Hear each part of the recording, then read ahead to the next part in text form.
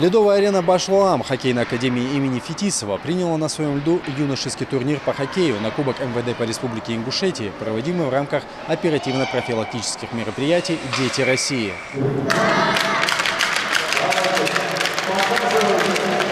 В турнире принимает участие хоккейная команда «Аса» в двух составах. Это первое юношеское соревнование по хоккею, проводимое под патронатом МВД Республики. Тем не менее, они собрали немалое количество поклонников этого мужественного вида спорта. Социальную значимость подобных спортивных мероприятий сложно переоценить. Ведь укрепление здоровья молодежи и пропаганда здорового образа жизни – это традиция, помогающая правильно воспитывать подрастающее поколение.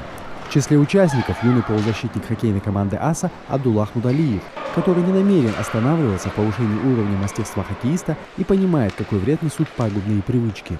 Это матч дружеский. Мы боремся за наркотиков. Я хочу, когда я вырасту, я хочу быть знаменитым хоккеистом и быть как Фетисов, забивать голы.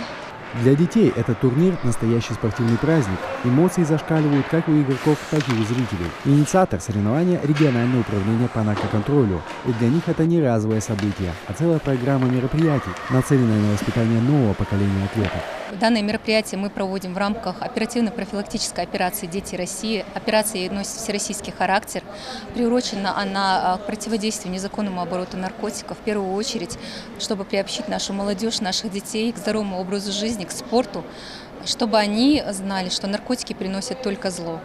Данное мероприятие носит ежегодный характер, но именно хоккейный матч мы в этом году проводим впервые. Подобные турниры дают возможность юным спортсменам окунуться в атмосферу большого хоккея. Команды сыграли один матч. Главный приз – бронзовый кубок. Это не переходящий трофей.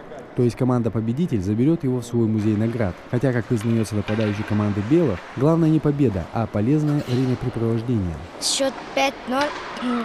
Хотим сделать хоть какой-то гол, обыгрывать вратаря, давать пасы. Неважно, выиграем мы или проиграем, но мы проводим хорошо вместе с друзьями. Турнир выдался захватывающим. Ребята показали настоящее мастерство на льду и продемонстрировали истинный чемпионский дух. После 3 периодов упорной и бескомпромиссной борьбы итоговый счет матча 6-0. Победу в этом турнире одержала команда красных. Но все-таки главные победители – это родители юных атлетов, которые находят время и силы, чтобы вырастить будущих чемпионов в славных хоккейных традициях. Харун Аздоев, Магомед Даскиев, Новости 24.